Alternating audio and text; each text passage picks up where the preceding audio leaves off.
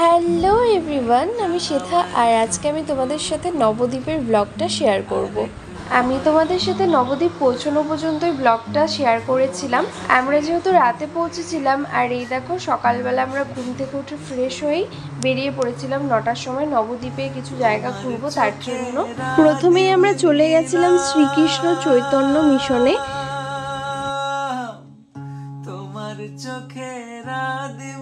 এবার সবাই মিলে আমরা একটু মন্দিরের ভেতরটা ঘুরবো।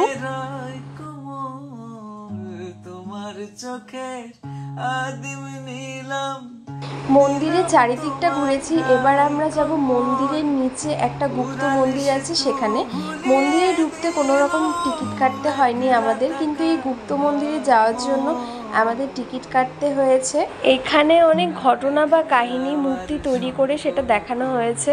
এখানে আছে মহাদেবের মূর্তি, রাম রাবণের যুদ্ধ, তারপর আছে শ্রীকৃষ্ণের জন্মের পর বাসুদেব যখন যমুনা পার করে তাকে গোকুলে নিয়ে এসেছিল, সীতার অগ্নি পরীক্ষা, আরো অনেক কাহিনী তুলে ধরা হয়েছিল। সবটা আমি ভিডিও করিনি আর সবটা তার জন্য আমি তোমাদের সাথে শেয়ারও করতে পারছি না। গুপ্ত মন্দির থেকে বের হওয়ার সময় দেখলাম সামনেই ছিল ছোট্ট একটা গোপু সোনা, আর এই দেখো গোপু সোনাকে আমি দোলাচ্ছি, তারপর মাও গোপু সোনাকে একটু দোলাচ্ছিল। এরপর আমরা চলে যাই নিমাইয়ের জন্মস্থানে। সামনেই যে নিম গাছটা দেখতে পাচ্ছ, এই নিম গাছের নিচেই নিমাইয়ের জন্ম হয়েছিল। আর এই দেখো এই নিম গাছটার মধ্যে কত সুতো বাঁধা আছে। এইখানে যদি তুমি সুতো বেঁধে তোমার মনে যে কোনো একটা উইশ চাও সেটা পূরণ হবেই। আমিও সুতো বেঁধে চেয়েছি কিছু, আর যদি আমার ইচ্ছেটা পূরণ হয়ে যায় তাহলে আমাকে নবদ্বীপে গিয়ে যে কোনো একটা সুতো খুলে দিয়ে আসতে হবে, তাহলেই হয়ে যাবে। এরপর আমরা গেছিলাম নবদ্বীপে ভীষণ জাগ্রত পোড়ামাতলা মন্দির। ওই মন্দিরের মধ্যেই ছিল ছোট্ট একটা ফুলের মার্কেট, ওখান থেকেই সব কিছু কিনে আমরা পুজো দিয়েছিলাম।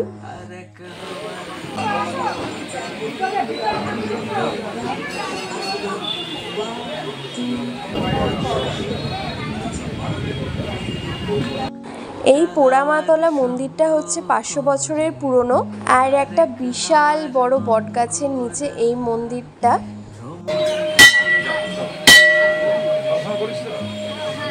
পুজো দেওয়ার পর আমরা বটগাছের চারিদিকটা ঘুরে দেখছিলাম, কারণ পুরো মন্দিরটাই বটগাছেই ঘেরা। দেখতেই পাচ্ছ তোমরা কত বড় বটগাছটা। এই মন্দিরের পাশেই আছে মা ভবতারিণী মন্দির। তারপর এই মন্দিরটা আমরা ঘুরে ঠাকুরকে প্রণাম করে আমরা এখান থেকে বেরিয়ে পড়ি। আমাদের কাছে সময় কম ছিল, তাই আমরা খুব বেশি সময় কোনো জায়গায় কাটাইনি, একটু তাড়াতাড়ি করেই আমরা ঘুরছিলাম।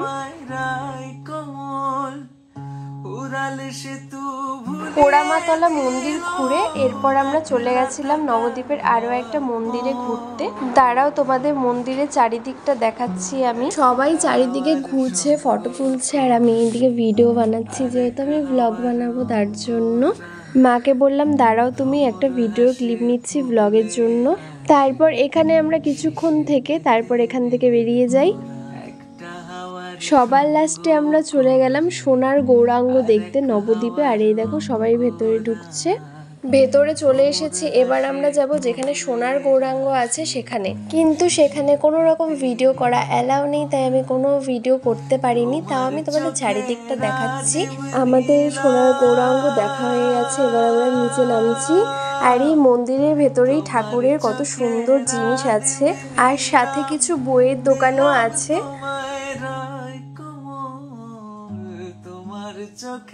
আর এই দেখো আমার ঢঙ্গি মাকে, আমি যেহেতু আগেই নেমেছি ওপর থেকে আর মা পরে নামছে, মা বলছে আমার একটা ভিডিও করে দে। আমি বললাম ঠিক আছে করে দিচ্ছি। ওইদিকে মামা ওরাও আসছে, আমি হয়তো সবার প্রথমে দেখে চলে আসছি। যেহেতু পুজো দিয়েছি আমরা, তাই সকাল থেকে আমাদের কিছুই খাওয়া হয়নি, তাই এখন আমরা নিরামিষ ভাত খাচ্ছি।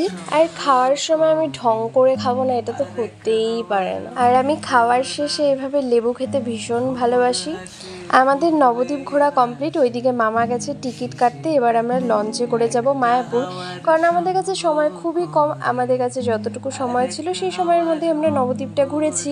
ওইদিকে দেখো সবাই আছে। মামা মামিকে বললাম তোমরা একটু তাকাও, আমি ব্লগের ক্লিপ নিচ্ছি। তো এই ছিল আজকে একটা ছোট্ট ব্লগ নবদ্বীপের। আশা করি তোমাদের অনেক ভালো লাগবে। নবদ্বীপ ঘুরে তো আমার ভীষণ ভালো লাগলো।